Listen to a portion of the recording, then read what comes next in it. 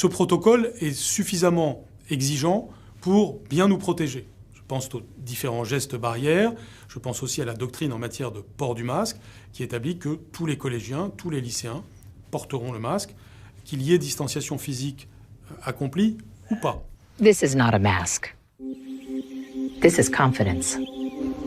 It's for getting out and working anywhere other than home.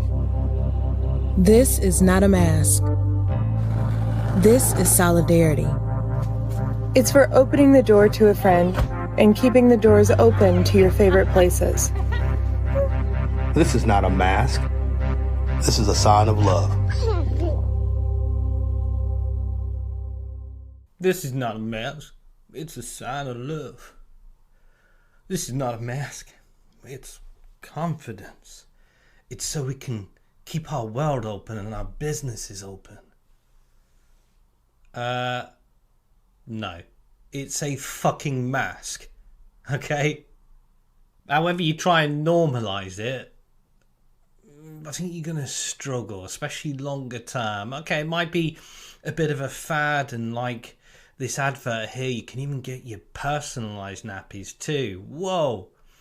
And I'm sure there's plenty of families out there still wanting to extend their virtue signalling far and wide. But however you try and normalise this, you're going to struggle. These children, well, they don't look that happy, do they? When you're throwing 2-year-olds off a plane for not wearing a mask, there's got to be question marks over that, right? Take a look at this still face experiment with a mother and her child, her baby, and let's see where the confidence and joy and happiness comes from there, shall we? In the still face experiment, what the mother did was she sits down and she's playing with her baby, who's about a year of age. I'm like a girl. And then we ask the mother to not respond to the baby. The baby puts both hands up in front of her and says, "What's happening here?"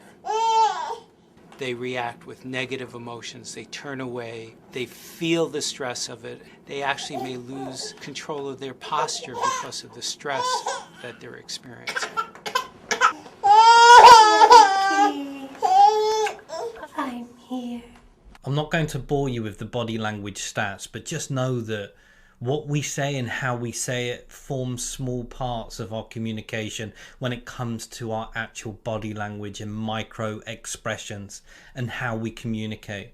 Now imagine being a parent with a mask on and your child not being able to see most of your face, not being able to see this part of your face when it comes to communication.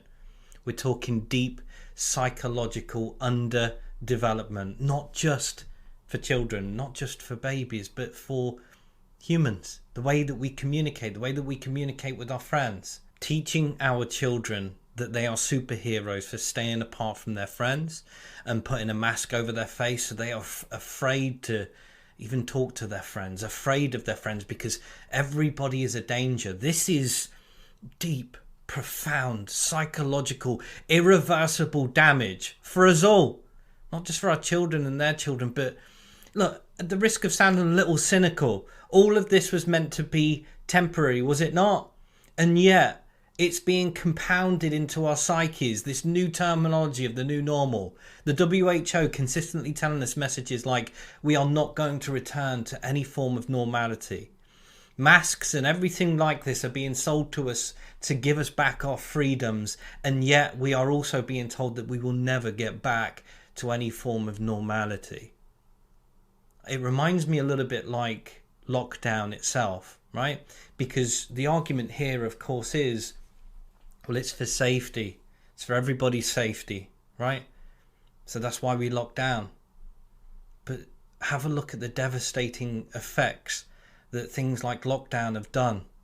On the face of it, when you listen to mainstream media, you might be told how many lives it saved, but are you being told how many lives that are being lost?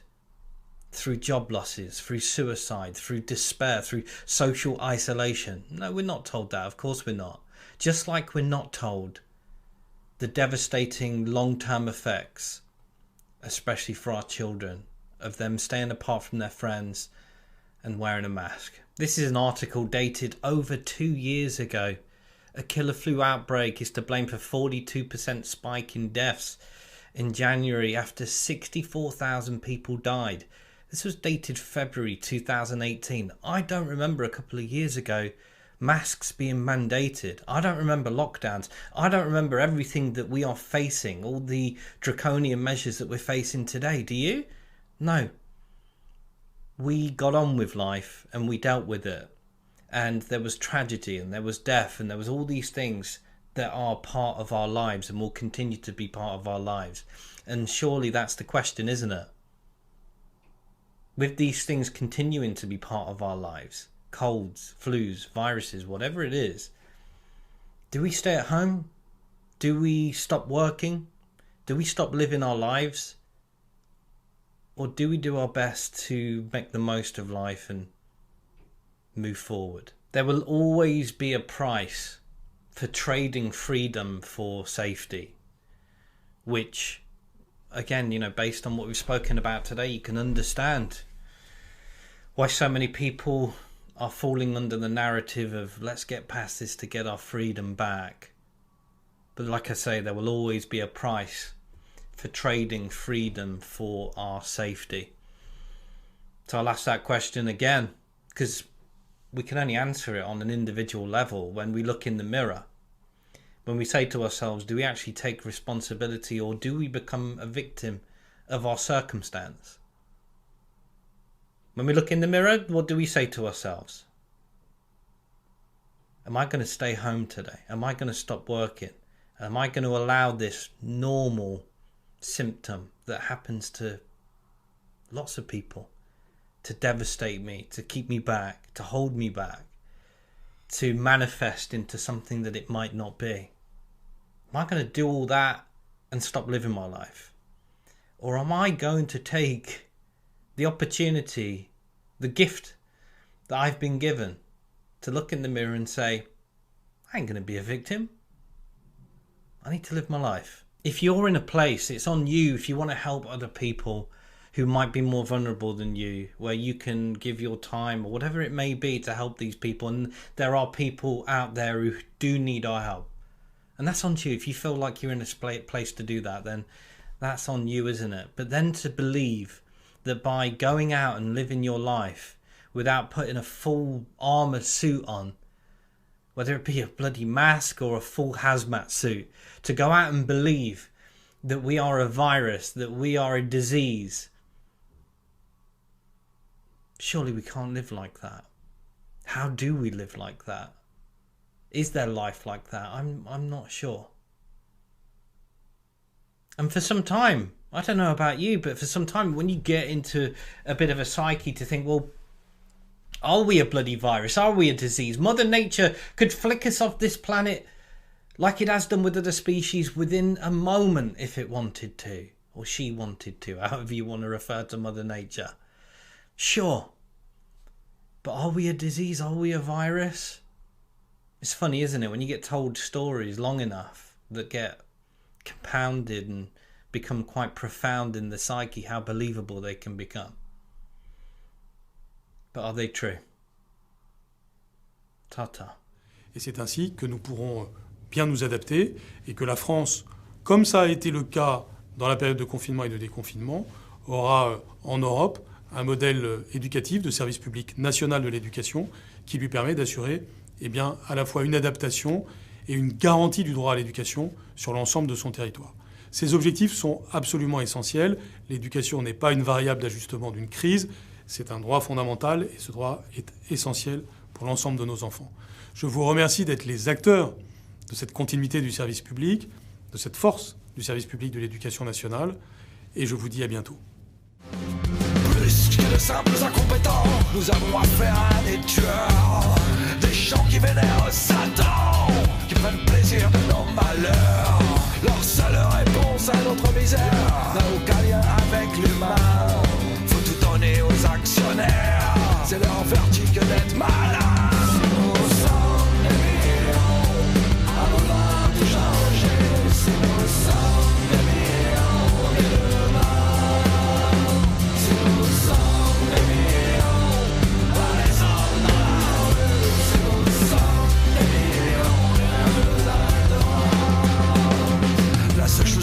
savoir construite s'appelle l'Union Européenne. Une nouvelle tour de Babel, projet de paix devenu peine. On doit s'unir face à ces traîtres pour sortir de leur piège.